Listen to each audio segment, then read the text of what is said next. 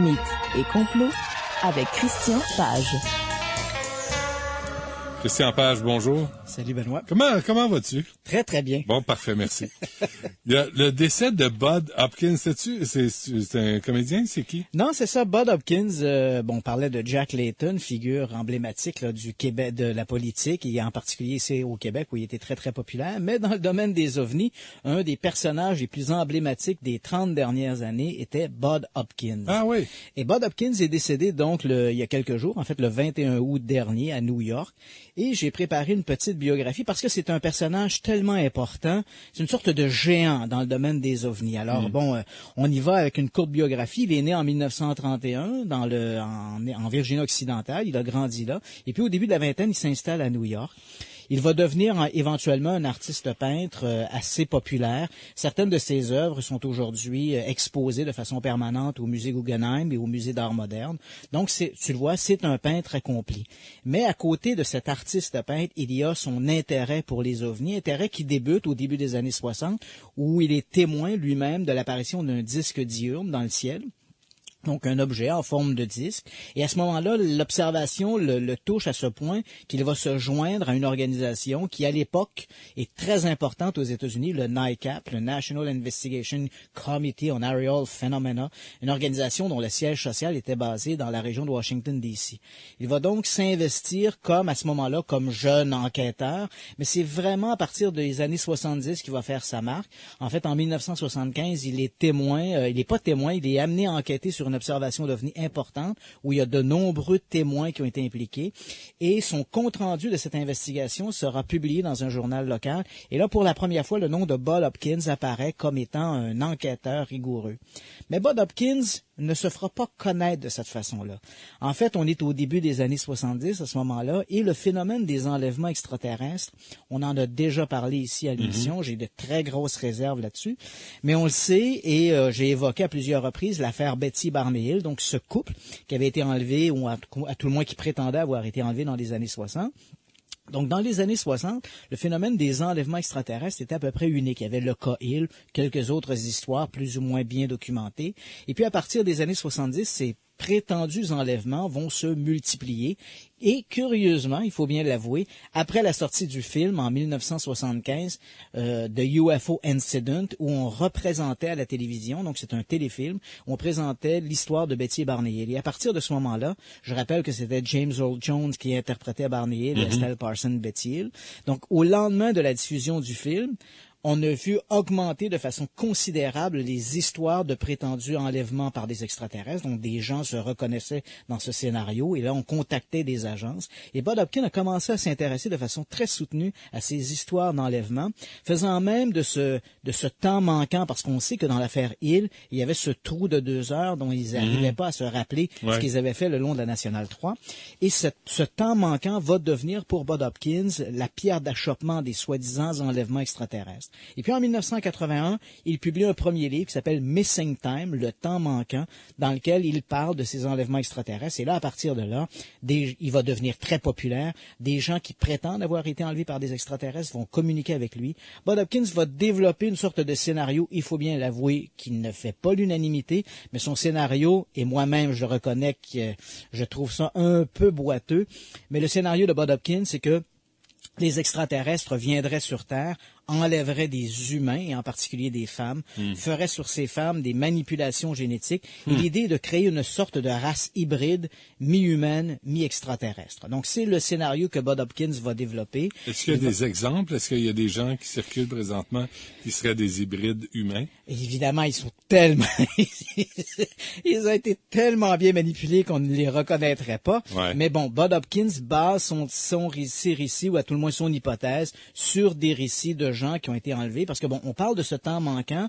Évidemment, ce temps manquant, on va aller le chercher de quelle façon? On va raviver le souvenir de ce temps manquant grâce à l'hypnose. On le sait, l'hypnose est loin d'être un outil fiable pour aller chercher de l'information occultée. Et on peut créer de faux souvenirs. Oui, absolument, créer de faux souvenirs. Ouais. Et bon, j'aurais tout un pan pour discuter de ça. Mais donc, Bud Hopkins va chercher à travers ses témoignages des récits de femmes qui soutiennent avoir vu à bord des ovnis dans lesquels elles ont été amenées, promener. Elles prétendent avoir vu des bébés hybrides, mi-hommes, mi-extraterrestres, et certaines soutiennent qu'elles ont même été engrossées, et après le 4e, 5e ou 6e mois de leur grossesse, le fœtus aurait disparu, visiblement lors d'un nouvel enlèvement par les extraterrestres, et ramené à bord de ce vaisseau. Donc, Bud Hopkins, on le voit, c'est un personnage très populaire.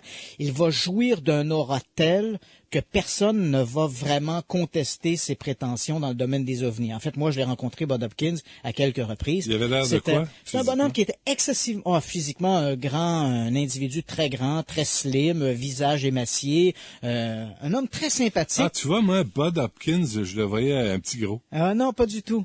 Et curieusement, le nom est trompeur. Ben oui. Ce n'est pas parce que ton nez ressemble à celui de ton voisin que tu es son frère. Bon, enfin, peu importe. Ah, c'est vrai, ça. C'est vrai. Donc, Bud Hopkins, c'est un individu très sympathique dans la mesure où tu étais d'accord avec lui. Ah, OK. Bon, donc, c'était... Il tolérait pas être contredit. Non, voilà. Et c'est vrai qu'il jouissait d'un tel aura. Et malheureusement, les 15 dernières années de la vie de Bud Hopkins ont été marquées... bon, d'ailleurs, on le respectait, mais ces 15 dernières années ont été marquées par une sorte d'événement qui va être suspendu au-dessus de sa tête, un peu comme une épée de Damoclès. Il s'est impliqué dans une histoire excessivement douteuse qu'on a appelée l'enlèvement du pont de Brooklyn. Alors, est-ce que tu es intéressé de connaître un peu les prémices de cette histoire? Je pense que oui. Oui. Donc, dans l'affaire du pont de Brooklyn, Hopkins soutient qu'en 1989, une femme qui vivait là, dans le Lower East Side de Manhattan lui aurait raconté elle dormait chez elle, ou un appartement situé au 12e étage d'un édifice à logement, et vers 3 heures du matin, on parle ici de la nuit du 30 novembre 1989, un ovni se serait approché de l'édifice, aurait lancé une sorte de rayon tracteur.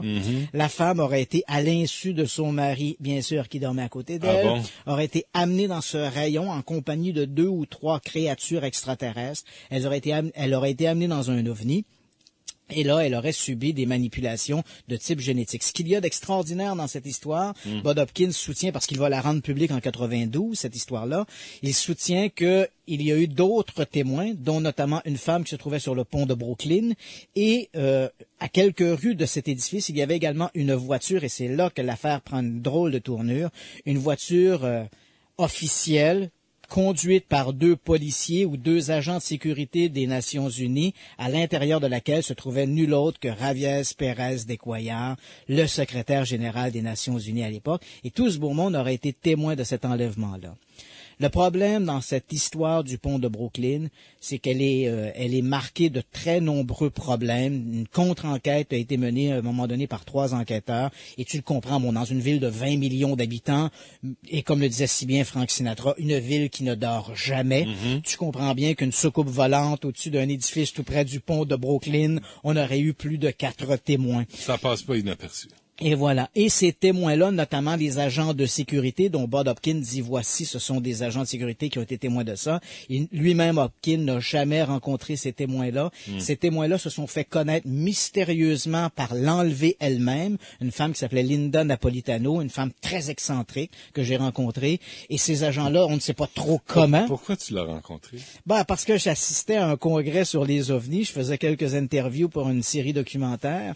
Et puis, Linda Napolitano, qui à l'époque était présentée sous le pseudonyme de Linda Cortile, se trouvait là. Je l'ai rencontrée, une femme excessivement excentrique, très imbue de lui-même. Pourquoi elle avait un pseudonyme? Parce qu'on voulait protéger son anonymat. Et enfin, pour pas que les extraterrestres la reconnaissent. Ah oui, OK. Quoi qu'il en soit, donc Bud Hopkins n'a jamais rencontré ses agents de sécurité, il n'a jamais parlé à Javier Pérez de Cuellar. D'ailleurs, les registres de l'ONU montrent que de Cuellar n'était pas à Manhattan le soir de cet événement-là. Alors évidemment, les ufologues vous diront qu'il y a conspiration, que l'ONU a falsifié les livres, les registres de l'agenda de Cuellar. Ces agents de sécurité ont pris contact avec Linda, on ne sait pas comment. Lorsque Bud Hopkins voulait échanger avec eux, Linda se faisait l'intermédiaire. Dis-moi ce que tu veux leur demander et je te dirai ce qu'ils ont répondu. Donc, tu vois un peu cette situation. Lui-même, Hopkins, en privé, n'a jamais reconnu que cette histoire-là sent mauvais. Tu sais que d'ailleurs, juste au pied de l'édifice où Linda prétend avoir été enlevée, il y a, tiens-toi bien, le quai de chargement du New York Post. Ces gens-là travaillent comme une véritable fourmilière toute la nuit à charger ce qu'on appelle des palettes de journaux dans des camions pour la livraison. C'est une véritable fourmilière. C'est situé à quelques centaines de mètres à peine en dessous de la fameuse soucoupe volante. Ces gens-là n'ont rien vu. Donc, ça tue un peu, hein, ça tue. l'histoire. Et Hopkins, en privé, m'a avoué à un moment donné, du bout des lèvres. Il n'a pas reconnu que l'histoire était une fraude, il n'a pas reconnu qu'il avait fait une erreur, mais du bout des lèvres, il m'a avoué qu'il aurait dû être plus prudent. Bref, quoi qu'il en soit, aujourd'hui, même les ufologues qui sont les tenants ou des adeptes de ces histoires d'enlèvement extraterrestre ont pris leur recul par rapport à cette histoire de l'enlèvement du pont de Brooklyn. Et Bud Hopkins va publier là au milieu des années 90 un ouvrage qui s'appelle Witnessed, dans lequel il raconte cette histoire-là, évidemment avec force de détails. Il se défend que l'histoire est authentique. Mais de toi à moi, ça ne tiendrait pas très longtemps devant un jury éclairé et soucieux des détails, parce que cette histoire-là, il y a des trous, là, il y a une véritable passoire. Bon, ben, que Bud Hopkins repose en paix, Bud. Exactement. Et bonne chance. On s'arrête un instant, mais avec Christian Page. Pour joindre Benoît Dutrisac. 790-9850. Sur le web, 985fm.ca. Pour suivre Benoît Dutrisac sur Twitter. Twitter.com/Dutrisac. OK, rapidement, hausse du prix de l'essence de 1,29 à 1,38 $. Tout le monde ensemble. Merci. Merci. Bon, voilà. OK, Christian Page, d'autres nouvelles? Oui, une arche de Noé au Kentucky, ça te dit, hein? Bon, ben voilà, il y a un groupe là-bas, donc la communauté Amish au Kentucky ont annoncé qu'ils investiraient des sommes d'argent considérables pour le développement d'un parc thématique à Hebron, dans le Kentucky. On parle ici de quelques 155 millions de dollars. Et parmi les divertissements que va offrir ce parc, on parle d'une reconstruction, une reproduction grandeur nature de la célèbre arche de Noé. Ouh! Mais basé sur en fait, sur les descriptions de la Bible, hein, je te rappelle, je sais que tu sais ça par cœur, mais c'est dans la Genèse, au chapitre 6, Absolument. verset 9, que Dieu donne à Noé ses indications pour la construction de l'arche. Il parle d'une longueur de 300 coudées, 50 coudées de large et 16 coudées, je crois, de haut, ou 30 coudées de haut, ce qui représente à peu près l'équivalent. Bon, une coudée, c'est du bout des doigts jusqu'au coude, mais si on le remet à peu près dans nos normes, dans nos normes de mesure actuelles, on parle ici de 137 mètres de long. C'est à peu près l'équivalent de 2 Boeing 747. Là. Donc, tu vois, là, une énorme construction. En fait, l'objectif de ce groupe Amish de reconstruire l'arche de Noé est double, en fait. Dans un premier temps, ils veulent s'en servir comme élément de distraction, mais également de prouver que le projet était faisable. Ils vont donc reconstruire l'arche en utilisant des matériaux et des outils qui étaient disponibles il y a 4000 ans, époque à laquelle on situe le récit du déluge, et ainsi de démontrer, contrairement à ce que les historiens affirment, que construire une telle œuvre était possible. Parce que tu le comprends, les historiens soutiennent que les connaissances en construction navale n'étaient pas assez étendues à l'époque pour construire un bateau de 150 mètres de long qui aurait pu tenir à flot. Puis il y avait des scies? Il y a des marteaux, des clous? Des scies, des marteaux, tout ce que tu veux. Okay. Donc, ça sera construit dès l'an prochain. Et qui sait, peut-être l'arche sera-t-elle terminée avant le désastre de décembre 2012. Ben oui, ce serait pratique. C'est absolument. On va se prendre une petite place. Oui, mais dans le film 2012 avec on construit des arches. John Cusack. Effectivement, ils construisent des arches. Ultramodernes. Oui. Pas avec de la planche. Non, mais là, c'est de la planche, du beau pain puis du sel. Ah, ça va sentir bon. Hey, écoute, Benoît, j'aurais voulu te trouver quelque chose sur le Chupacabra cette semaine. Mais à défaut d'un Chupacabra, je t'ai trouvé un diable graisseux au Sri Lanka. Qu'est-ce que c'est donc actuellement? Donc, les autorités du Sri Lanka font face à une sorte d'hystérie collective. Les gens, en fait, une sorte de peur panique s'est installée dans le pays. On parle d'un diable graisseux. Donc, qu'est-ce que c'est que ce diable graisseux? C'est pas la première fois qu'une hystérie collective se développe dans le pays. Et c'est toujours pour ce même personnage. Donc, on croit qu'il y a un individu qui pénétrerait dans les résidences, vêtu simplement de sous-vêtements et dont le corps serait couvert de graisse pour pas que ses poursuivants puissent se saisir de lui. Et ce même individu, maintenant, agresserait les femmes. Ah non, donc, ça, tu comprends? Et ce n'est pas, je te dirais qu'actuellement, c'est pas la meilleure chose que d'aller déambuler en speedo sur les plages de Colombo. Bon. T'as un speedo, toi, hein? Je te vois, toi. Oui, c'est vrai, hein? J'ai fière allure, crois-moi, et ça te garde Galbe, tu le sais quoi. Le paquet. Donc, jusqu'à présent, les autorités déplore la mort d'un policier qui aurait été pris à partie par une foule en colère. On dénombre également une trentaine d'incidents semblables où des gens ont pris à partie des citoyens, des gens qui déambulaient sur la rue, disons peut-être en tenue trop explicite. Il paraît que c'est interdit de dire dans le métro, veux-tu toucher à mon diable graisseux? C'est ce que j'ai lu. Mais tu sais que c'est pas donc c'est pas la première fois qu'il y a une hystérie collective comme ça qui se développe au Sri Lanka sur le diable graisseux. Mais il y a eu aussi pire en Inde, dans le sud de l'Inde, au Sri Lanka, dans les années 80, il y a eu aussi la peur du koro. Le koro était un sorcier, crois-le ou non, qui apparemment, dès qu'il nous touchait, provoquait le rétrécissement des organes génitaux. Alors à l'époque, de nombreux hommes avaient décrit, en tout cas s'étaient plaints de voir leurs organes génitaux rétrécir. L'eau froide fait ça, hein? Je m'en allais dire, j'ai connu un sorcier qui s'appelait Eau froide qui faisait ça. Et il y a des femmes également qui se plaignaient de la diminution de leur poitrine. Ah bon? Et oui, parce qu'ils avaient été touchés par ce même inconnu. Et évidemment, il s'était développé une sorte de peur dans le pays, une hystérie. Faut l'attraper puis le tuer. Il ruine la vie des gens. Ça c'est grave. Donc, s'était développé cette peur panique qui avait duré plusieurs mois. Et à l'époque, les autorités avaient même dû déambuler dans les rues avec des véhicules qui étaient surmontés de gros haut-parleurs pour annoncer à la population que cette peur du koro était non fondée, qu'il n'y avait pas de sorciers dans les rues de l'Inde, ni dans les rues du Sri Lanka, qui, au moindre contact, pouvaient faire disparaître ton bel organe. Mais là, on parle pas du même... Non, là, maintenant, c'est le diable graisseux, c'est autre chose. Mais ça, c'est un bandit qui... Ouais, c'est un bandit qui Non, mais qui se met de la graisse sur le corps. De la graisse et qui vole en sous-vêtements. Mais le fait qu'il agresse des femmes, ça rend la chose moins drôle. Moins drôle, effectivement. Bon, on veut l'attraper.